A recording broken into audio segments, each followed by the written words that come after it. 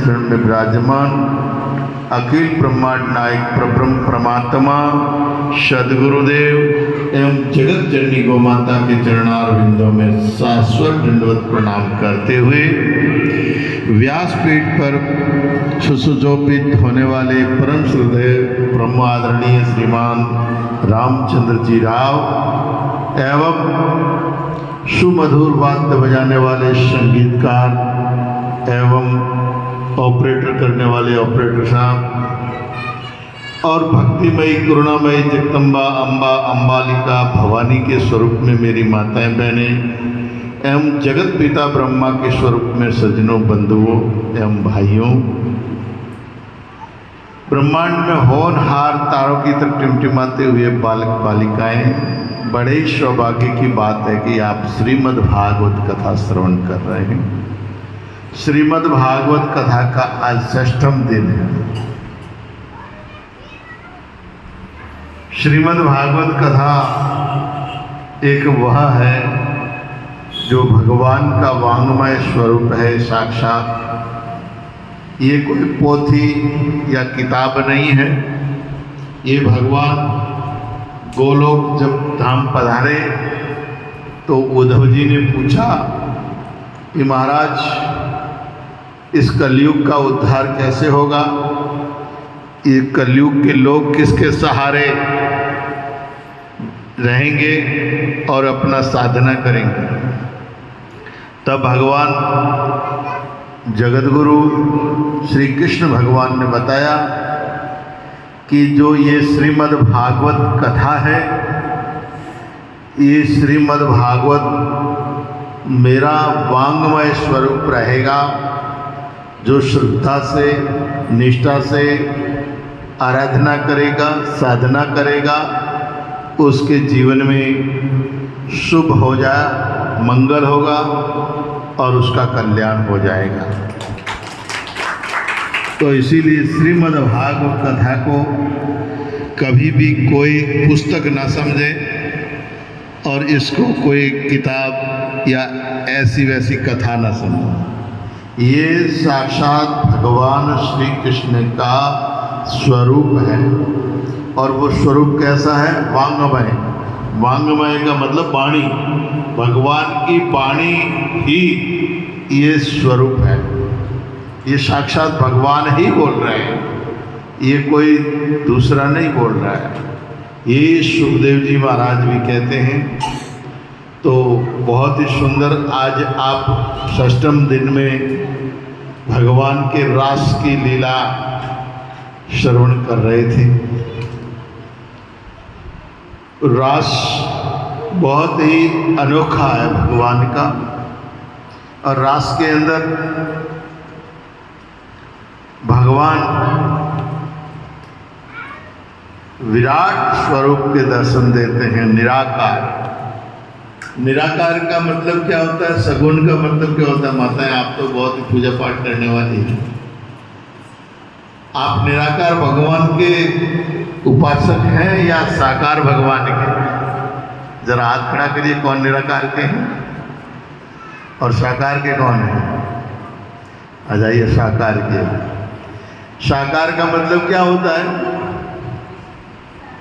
साकार भगवान किसको कहते हैं? यानी मंदिर में जो मूर्ति है वो साकार भगवान की है ना। तो जितनी भी मूर्तियां आपको दिख रही है, पुनि पुनि चंदन, पुनि पुनि ठाकुर, गल गए हम क्या जाने। तो जो मूर्ति के आकार में दिख रहे हैं मंदिरों में, वो सगुण भगवान, साकार भगवान कहते हैं। परंतु निराकार का मतलब क्या होता है? क्या मानते हैं आप निराकार का मतलब? क्यों माता? जब साकार मानती है तो निराकार का पता तो होना ही चाहिए। निराकार का मतलब होता है निरा है बातें। हाँ, तब बिल्कुल ठीक है, परंतु तुम्हारा आइडिया गलत है। निरा का मतलब होता है प्योर। और निरा का मतलब होता है बहुत। आपको जाने कि निरी चीज पड़ी है, या कितने लोग थे कथा में कि निरे लोग थे। निरे मतलब बहुत। तो निराकार का मतलब है कि जितना इस संसार में जो दिख रहा है ना, ये सभी भगवान का स्वरूप है। क्या है? स्वरूप। निराकार। ये जितने भी आकार है इस सृष्टि के अंदर, वो सभी आकार किसके हैं? भगवान के हैं।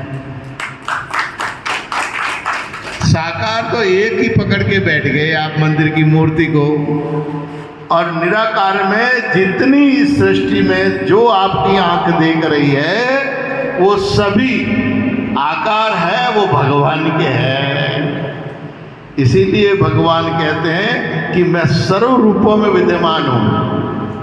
गीता में क्या कहते हैं? कि सब में मैं विराजमान हूं, सब मेरे में विराजमान है। ये निराकार स्वरूप है। जर्रे जर्रे में भगवान को देखना।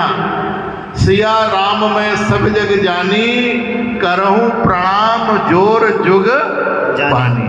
सिया यानी सीता का स्वरूप जितनी सृष्टि के अंदर मादा है, और जितने पुरुष है वो भगवान श्री राम है, और जितनी मादा स्त्री है वो सीता है।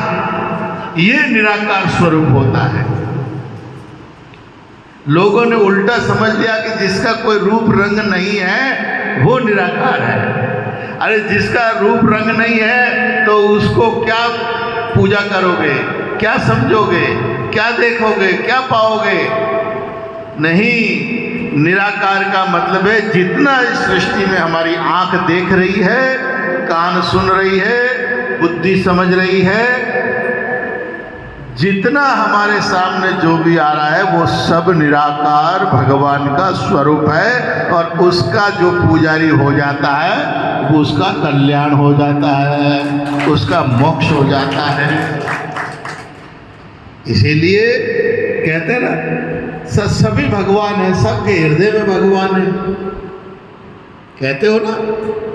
पर जब मंदिर में जाते हैं तो बीमारी पैदा हो जाती कि नहीं मेरे तो भगवान ही है। और वही बीमारी किसको पैदा हुई थी? तुम्हें ही नहीं, तुलसीदास जी को भी हुई। वो बीमारी सूरदास जी को भी हुई। एक बार वृंदावन में सूरदास जी और तुलसीदास जी मिले। तुलसीदास जी राम के भगत थे और सूरदास जी कन्हैया के भगत थे। अब जब बिहारी जी के मंदिर में दोनों दर्शन के लिए साथ गए, दोनों मित्र थे आपस में,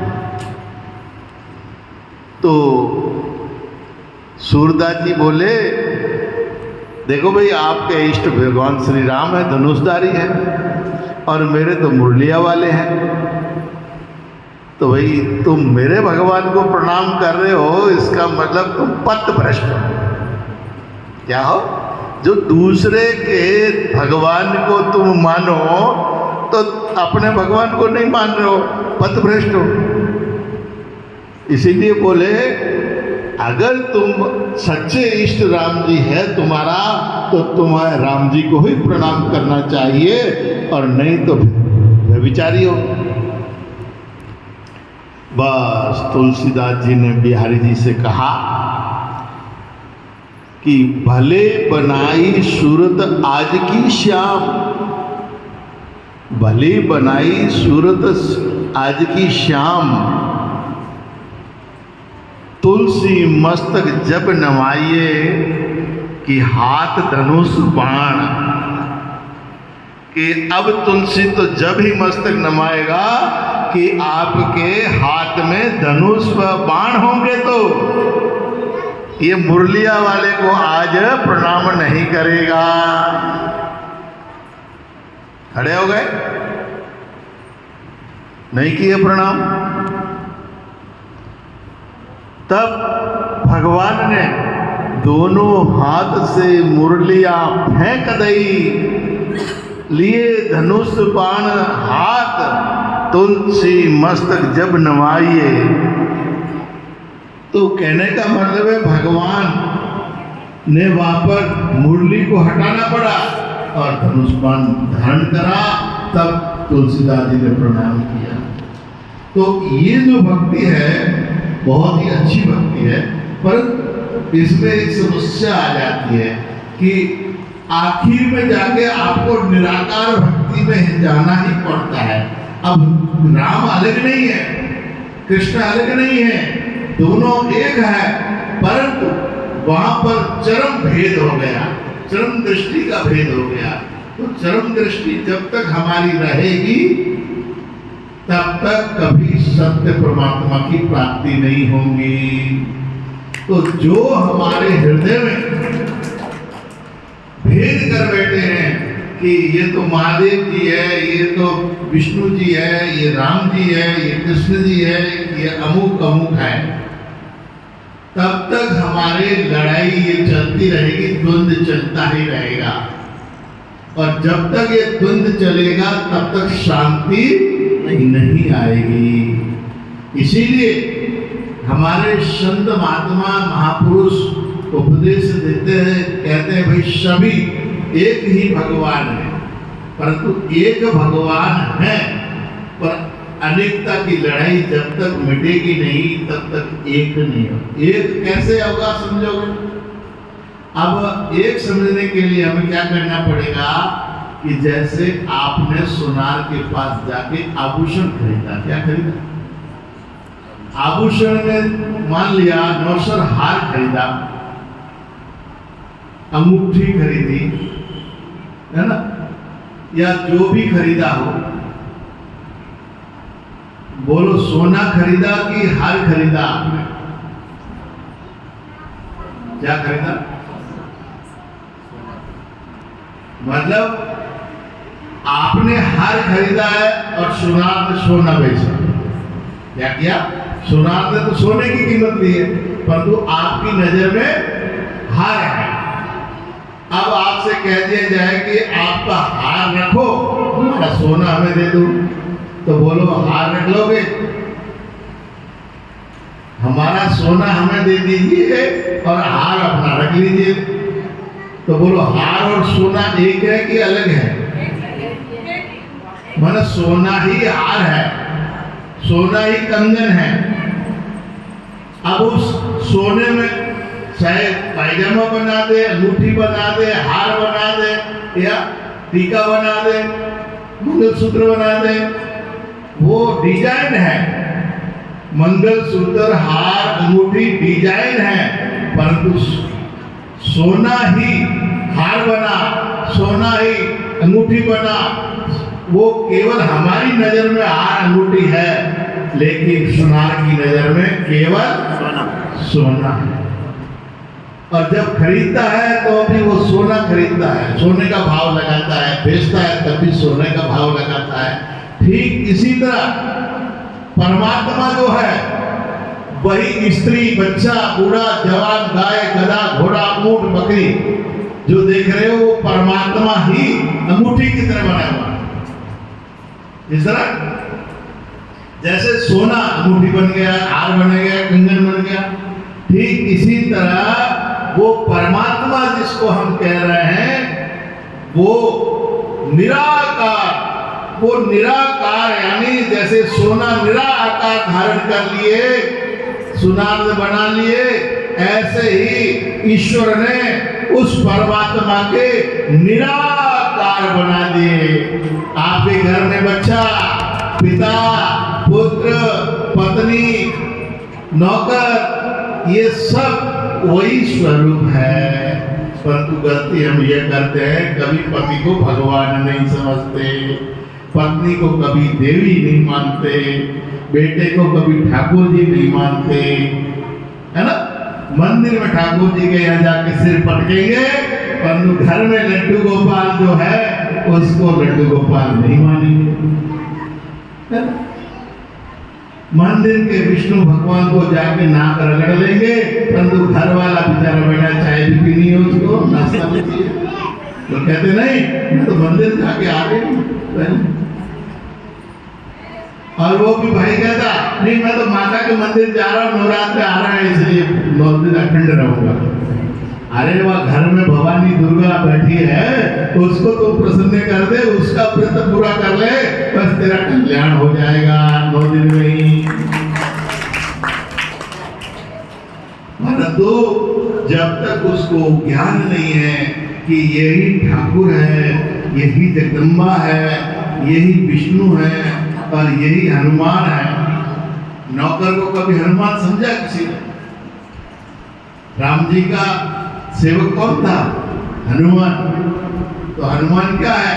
आपके घर में जो काम करने वाले हैं ना, वो हनुमान है आपके, पर उनकी कभी पूजा नहीं करते आप। ये तो अभी मोदी जी को धन्यवाद है कि कम से कम ये कर्मचारियों की पैर धो धो के पूजा कर रहे हैं। कम से कम ये निराकार भगवान की पूजा करके सिखा रहे हैं लोगों को कि कैसे पूजा की जाती है। आप तो उसको नीच समझते हो, छोटा समझते हो, कहते ये तो 2 टके का नौकर है। अरे वो 2 टके का नौकर नहीं है, वो भगवान का सेवक है, हनुमान है। तो इसीलिए निराकार भगवान को जब हम पहचान लेते हैं तब उसका बोध होता है। इसी को नामदेव जी महाराज की कथा भी आप सुनते ही हो। तो नामदेव जी ने कुत्ते में भगवान पहचाना। जर्रे जर्रे में जागी है भगवान की, किसी सूझ वाली आंख ने पहचान की। जर्रे जर्रे में जागी है भगवान की, किसी सूझ वाली आंख ने पहचान की। जर्रे जर्रे में जागी है भगवान की, जर्रे जर्रे में जागी है भगवान की, किसी सूझ वाली आंख ने पहचान की। लूकी तो न ले जाओगी तो लगाते जाओ, लूकी तो न ले जाओगी तो लगाते जाओ, लूकी तो न ले जाओगी तो लगाते जाओ। किसी सूझ वाली आंख ने पहचान की, किसी सूझ वाली आंख ने पहचान की। जर्रे जर्रे में जागी भगवान की, जर्रे जर्रे में जागी भगवान की। जर्रे जर्रे में तो ये निराकार भगवान का स्वरूप जब पहचान लेते हो तो जर्रे जर्रे में आपको परमात्मा के दर्शन होने लग जाते हैं। फिर कहीं मथुरा क्या काशी कहीं जाने की जरूरत नहीं है, आपके घर में ही सारे मथुरा काशी आ जाता है। परंतु जब तक उस निराकार भगवान के स्वरूप को नहीं पहचानते तब तक भले कुछ भी कर ले कोई कल्याण नहीं होता। इसीलिए भगवान के बारे में यही कहा है। तो ऐसे ही वृंदावन की अब आप रासलीलाएं स्मरण कर रहे थे और रासलीला के अंदर भगवान वही स्वरूप दिखाते हैं। कहते गोपी गोपी कृष्णा और राधे राधे कृष्णा। हर गोपी के साथ भगवान निराकार थे। कौन थे? निराकार। रास में भगवान निराकार बने, अपने स्वरूप को अनेक स्वरूपों में दिखाया और हर गोपी सोचती थी कि कृष्ण मेरा है। हाँ, मैं क्या कह रहा हूँ, इधर देखो, ये कृष्ण तो यही रहेंगे, मैं अभी निकल जाऊंगा। मैंने क्या बोला आपको? हर गोपी के मन में क्या था कि कृष्ण मेरे हैं, कृष्ण मेरे साथ में रास कर रहे हैं, कृष्ण मेरे साथ है। तब भगवान ने अनेक स्वरूप को धारण करके गोपियों के साथ में रास किया और रास करके शरद पूर्णिमा की रात को रास हुआ। और चंद्रमा भी वह अपनी शीतलता देता है। शरद पूर्णिमा की रात को खीर बनाते हैं, आपको मालूम है, और ऊपर रख के सुबह खाई जाती है। उस समय उस खीर के अंदर भगवान का ऐसा प्रभाव होता है जिसको खाने से श्वास के रोग खत्म हो जाते हैं, जिसको दम की बीमारी होती है वो खत्म हो जाती है। तो इसीलिए अवश्य ऐसा होना चाहिए। और श्रीमद् भागवत कथा हम सुन रहे हैं बड़ी प्रेम से। और श्री गौ माता के जो महाराज श्री ने बताया कि हमारी संस्था गौ माता की सेवा करती है। लूली, लंगड़ी, अंधी, बेसहारा, जिनके स्तन खराब हो जाते हैं, ऐसी गौ माता की सेवाएं करती है। और आपके पास में ही है यहाँ, आप जानते हो तो इधर जब जाते हैं डीपीएस सर्किल से आगे, पाल गांव से आगे जब जाएंगे, थार फ्राई बोर्ड से आगे, जैन मंदिर से पहले, तो वहाँ पर मेन रोड के ऊपर ही महादेव गौशाला के नाम से है। और उससे पहले आरती नगर है, लेफ्ट हैंड को आरती नगर में भी 16-17 बीघे के अंदर गौ माता रहती है। तो लगभग यहाँ पर 500 गौ माताएं के आसपास यहाँ रहती हैं। और पाली रोड पे जब जाते हो तो काकाणी जगह आती है मेन रोड के ऊपर ही, वहाँ पर भी 200 गौ माताएं रहती हैं। वहाँ भी अंधी जितनी भी है, पैर कटे हुए हैं, लंगड़ी है, वो वहाँ पर रहती है। और पैरों से ठीक है वो यहाँ पे रहती है। जो बछड़े देती है वो सब यहाँ रहती है। हमारे यहाँ दूध का काम नहीं होता है। जो भी गोमाता ब्याती है वो उनके प्लास्टिक वगैरह खाया हुआ होता है पेट में, इसलिए दूध नहीं होता है उसकी। उनका दूध भी विष जैसा होता है। तो बछड़े भी 10-15 दिन में मर जाते हैं, बछड़े भी नहीं जीते। तो इसीलिए हमारे यहाँ केवल प्योर सेवा होती है गोमाता की। प्रतापनगर गुरों के तालाब में भी आश्रम है और वहाँ पर भी हमारे आश्रम के आगे गोमाता की सेवा होती है। तो ऐसे करके 500-700 गोमाता की हमेशा हमारे यहाँ सेवा होती है और वो सेवा अविरत चलती रहती है।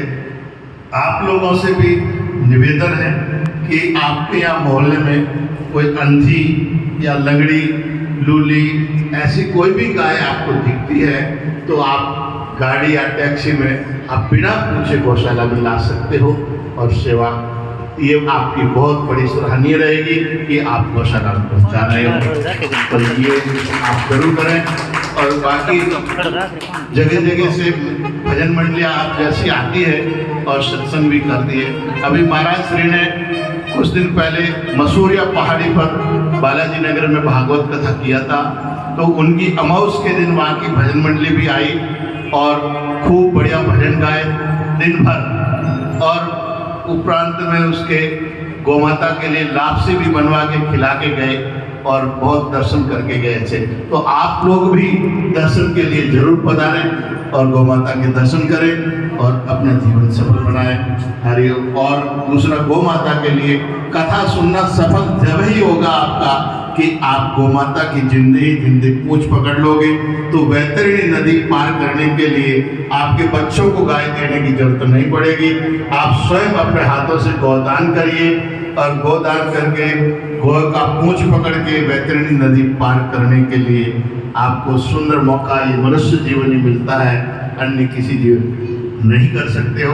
तो इसीलिए आप महाराज श्री की बात को मानते हुए, इस व्यासपीठ की बात को मानते हुए आप गोदान अवश्य करें। और जिन्होंने भी ये भागवत कराई, कौन है मुख्य? आपके जजमान। अच्छा, भगवान है, बहुत सुंदर। आप सभी जजमान हैं, एक कोई जजमान नहीं है। बहुत बहुत धन्यवाद के पात्र हैं। आप लोग गोदान अवश्य करें, बहुत जरूरी होता है। सनातन धर्म हमारे जन्म से गाय, जीवन में गाय और अंत में भी गाय ही काम आती है। तो इन्हीं शब्दों के साथ वाणी को विराम, ज़्यादा समय नहीं लेते हुए महाराज श्री से निवेदन करते हैं कि आप आगे की कथा श्रवण करवाएं। मेरे को आना तो महाराज जी ने परसों के लिए बोला था कि जन्म में आना है आपको, परंतु कार्यक्रम इधर उधर व्यस्त रहते हैं, नहीं आ पाए। और अभी कल भी था, आज भी मैंने कहा आ सका तो आऊँगा, नहीं तो कल आऊँगा। परंतु आज भी अभी गौ माता के लिए काकड़ी जाना है, अभी वहाँ कुछ कार्य है तो निकल रहा था, तो मैंने कहा इधर होते हुए जाएंगे। तो बहुत बहुत महाराज जी को धन्यवाद, आपने बुलाया और मेरी बात जोरदार ताली हरिओम। ओंकार मंगलम गौ मात मंगलम, ओंकार मंगलम गौ मात मंगलम, गौ मात मंगलम, ओंकार मंगलम गौ मात मंगलम, ओमकार मंगलम, ओंकार मंगलम।